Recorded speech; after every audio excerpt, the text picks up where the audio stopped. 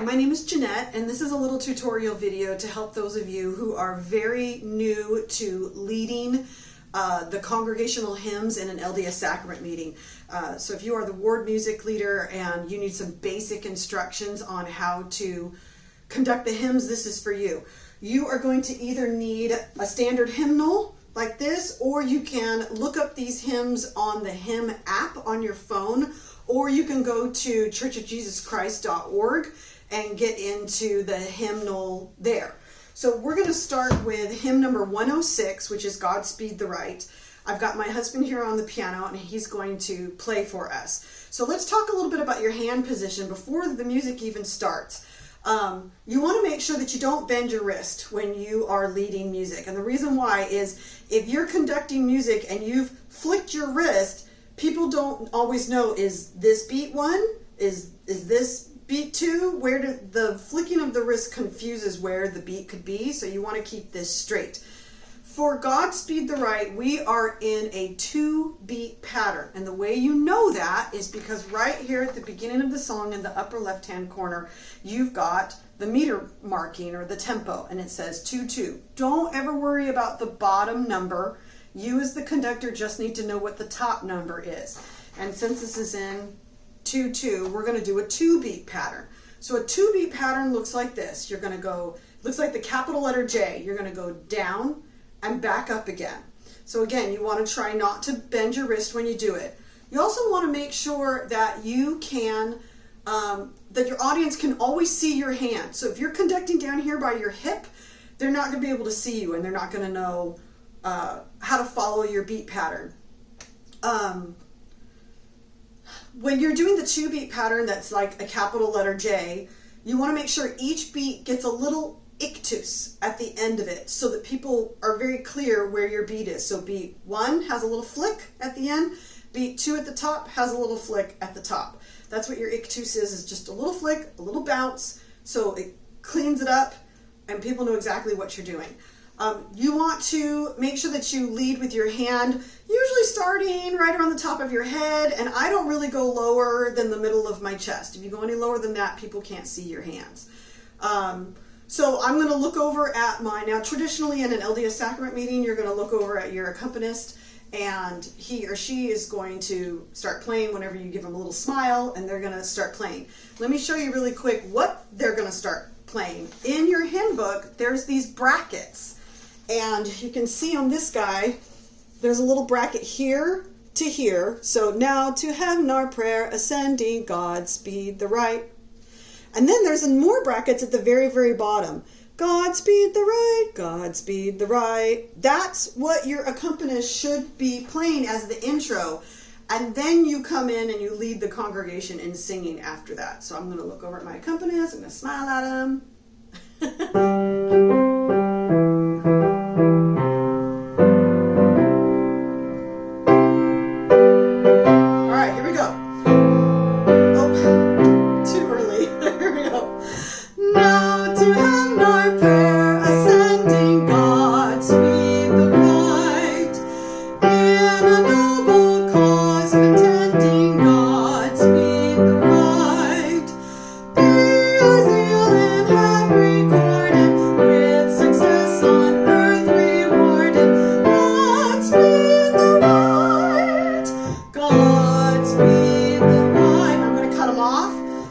Cut off with a little slap, or you could do it slap towards your face or away from your face. Either way works.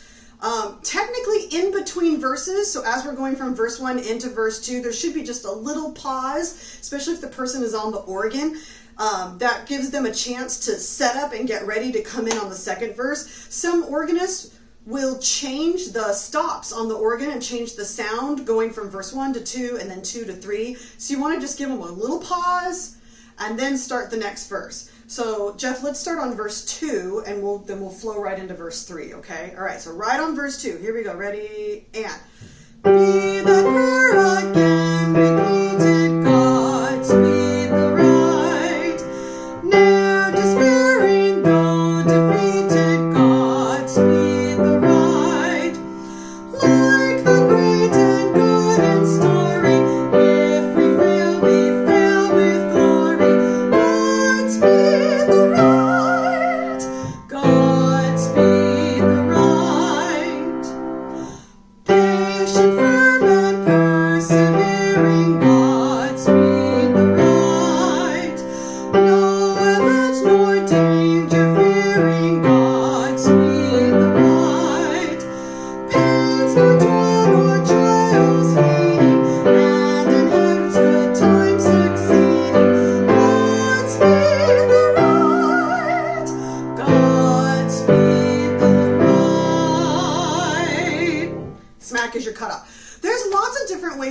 cut music off and to stop the music at the end, let me show you some that I think that are confusing. When people do this I think is very confusing because I don't know as the singer, are we stopping singing here? Are we stopping singing here? Are we stopping singing somewhere in the middle? There's too many hand gestures when you do something like this that is the cutoff here? Is it here? Where's the cutoff? So this is not my favorite cutoff, and a lot of people like to do it.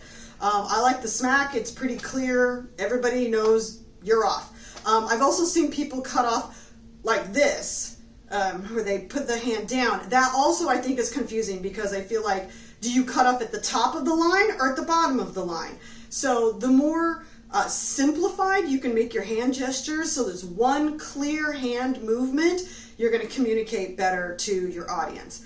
Okay, I want to talk a little bit about what is a measure, because you need to know that in a song, each measure is what gets the beats that are denoted in the upper left-hand corner here in your time marking. So one measure is just one of these boxes of the music. So if you see how I've highlighted the box here, this thing only gets 2 beats. 1, 2, 1, 2. So that's a good thing to know, because if you ever get lost or confused while you're leading the music, you know at the beginning of every box, you're right back on beat 1. 1, and then you can get right back into it. If you get confused along the way, you can always just bounce on 1 while you're lost until you can figure out what you're doing. And then you're like, oh, and with success on earth rewarded, and you can figure out where you are. Okay, cool. Jump over to hymn number 172, In Humility Our Savior. So this is in a 3/4 meter time signature. Again, don't worry about the 4 at the bottom, just worry about the 3 is at the top. So for a 3-beat pattern, you're going to go straight down, that's 1. You're going to go away from your body, that's 2. And then back up to where you started, that's 3.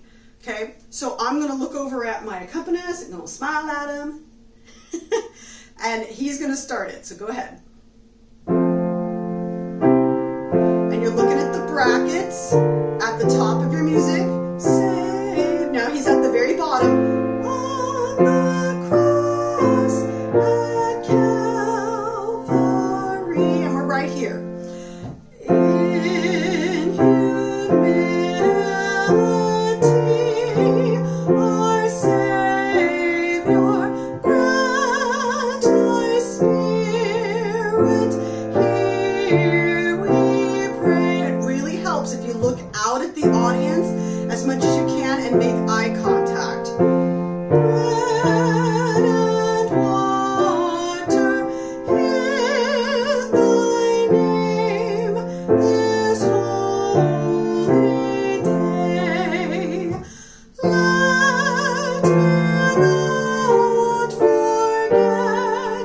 O Savior, thou didst bleed and die for me. When thy heart was stilled and broken on the cross at Calvary. We're going to cut it off right here and not go on to the next one. Okay, good. That was a good run through on that one. Take a look at, this one's going to add some new concepts to it. Take a look at 171, which is With Humble Heart. Now, for those of you who read music, you're going to see really quickly that the singers don't start singing on beat 1 like we've looked at in the last 2 songs. They start singing on beat 3. So you've got to lead them in with a pret beat or a breath beat. So as my accompanist is playing the intro, and I'll show you how to do this in a minute, you want to make sure you give your audience a really big beat 2 so they are clear and they know to come in on beat 3. So let me show you what I mean. I'm going to look over at my accompanist. He's going to play the intro. Again, we're looking at the brackets.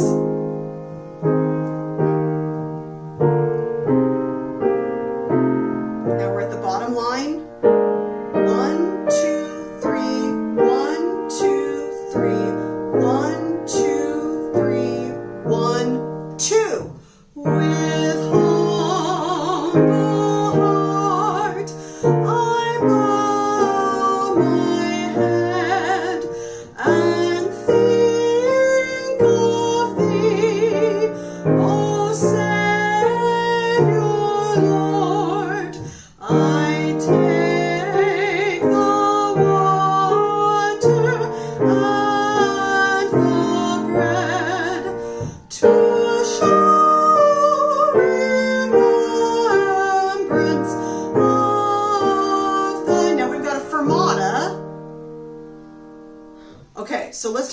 fermata. So there's a fermata on the very last chord there at the end of With Humble Heart. Fermata looks like a little bird's eye.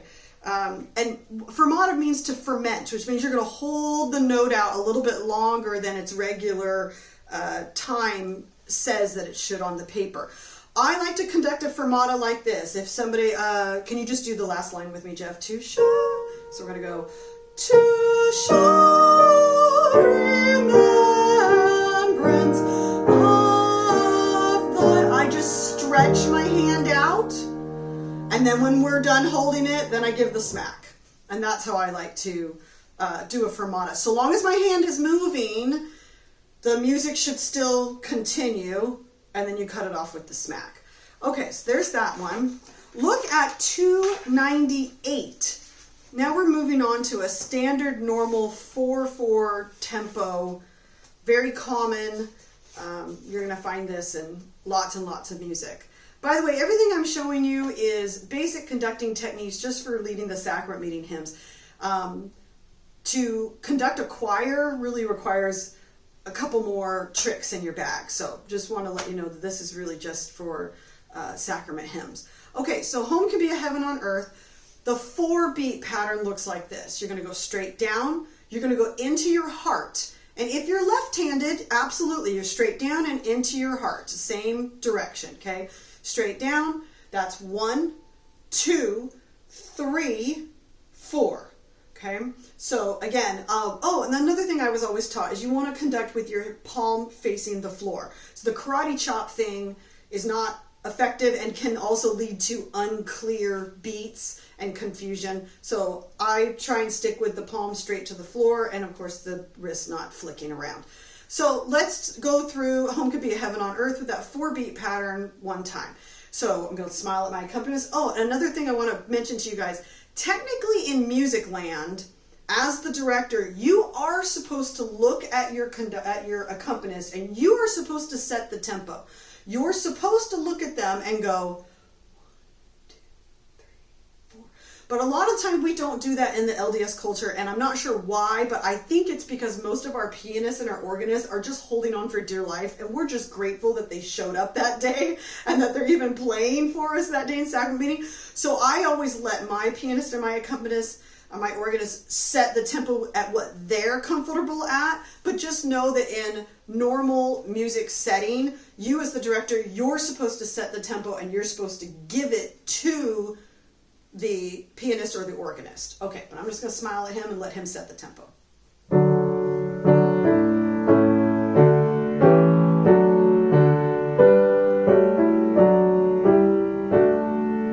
Over the second line. Oh, wait, hold on. Time out. You didn't do the brackets. Do you see how? Oh, sorry. Yeah, I didn't. All right. Okay, sorry. Let's do it the way it's in the hymn book. Okay, go ahead. Sorry.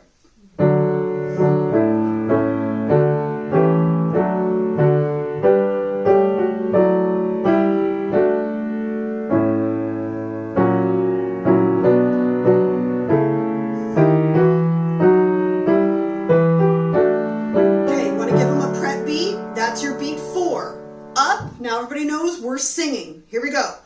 Home can be a heaven on earth when we are filled with love, bringing happiness and joy, rich blessings from above, warmth and kindness, charity, safety and security,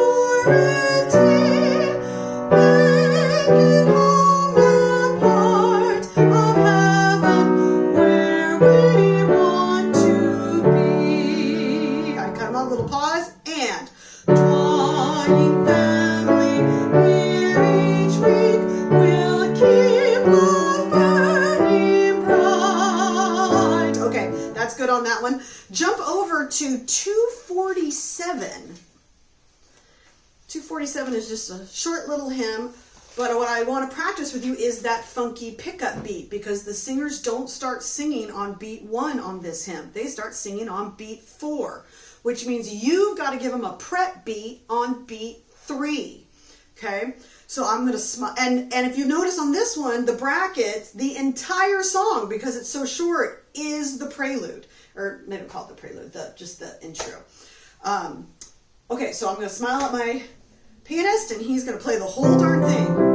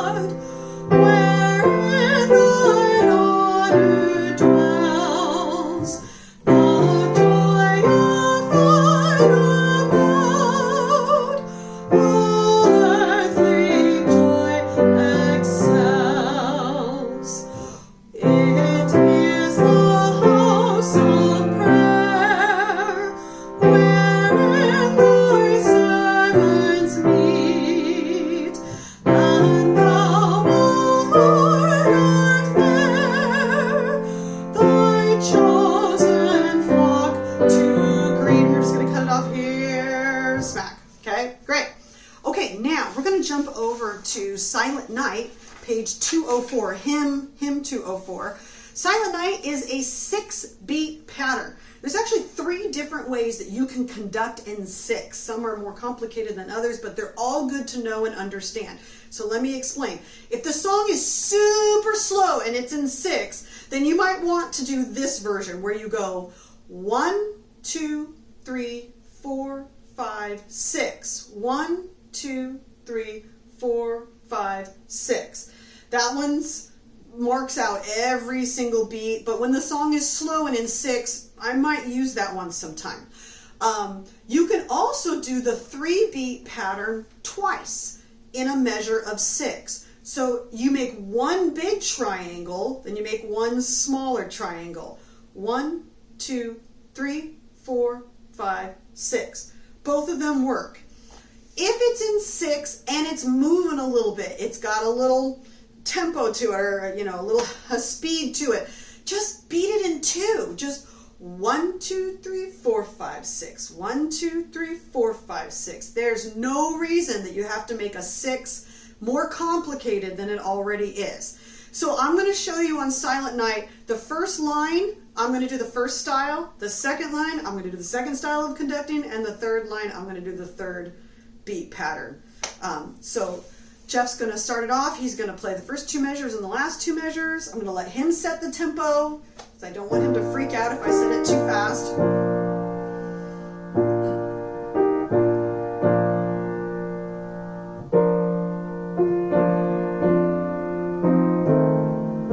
You're going to give him a prep.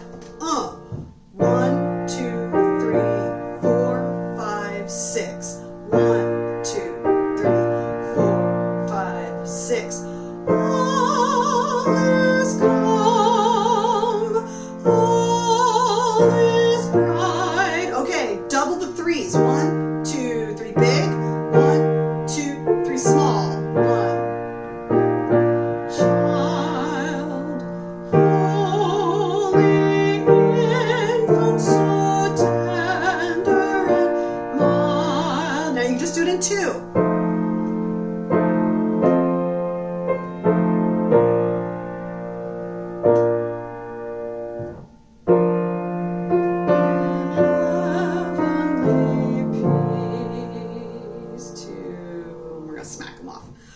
Those are your options with beating in 6. Look over at 117, which is Come Unto Jesus. That's in a 6-beat pattern as well. This one we can make it sway a little bit more, and it's got a fermata in the middle, well, not in the middle, towards the end, and I want to show you what we do when we get to that fermata.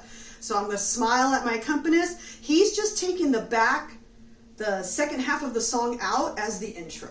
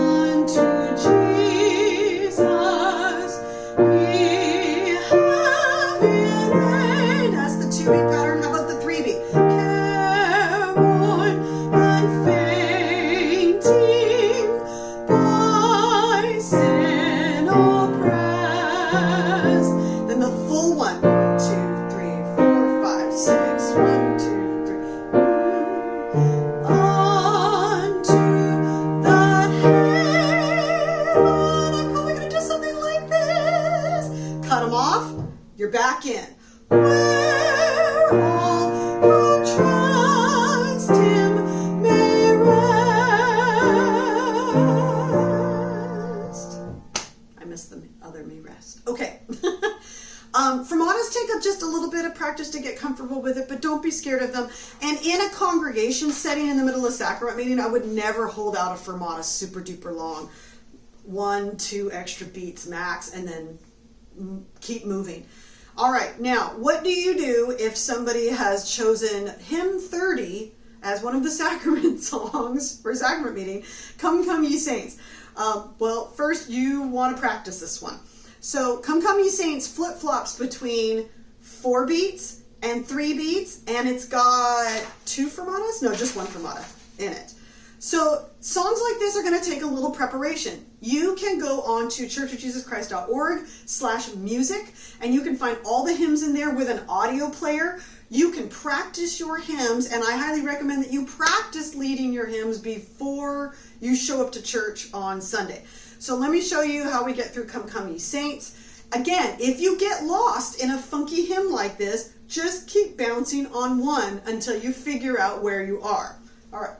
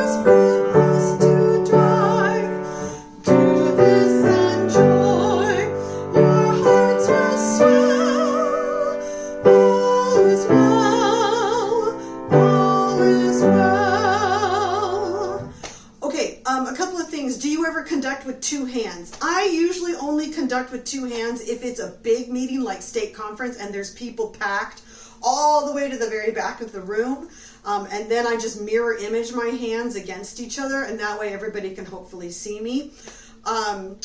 As the ward music leader, you have lots of resources available to you. churchofjesuschrist.org/music is filled with really helpful resources in there. And then chapter 19 in the church's handbook is the chapter all about music and your role in your new calling. Good luck. Just do a little practicing in front of the mirror. Oh, and another thing, don't ever hesitate to talk to your ward music chairman or the organist and say, hey, the song this Sunday is really funky and I'm struggling to conduct it. Maybe could we change hymns? Most of the time, they're fine with it. It never hurts to speak up and say, I'm struggling to conduct this hymn. I practiced it and I just can't quite get it right. People in church are always willing to work with you and help you. And there's almost always somebody in your ward or in your stake that's a more experienced musician who would be more than happy to sit down and work with you and show you the tips and tricks that you need to know. Okay, good luck and happy conducting. Thanks.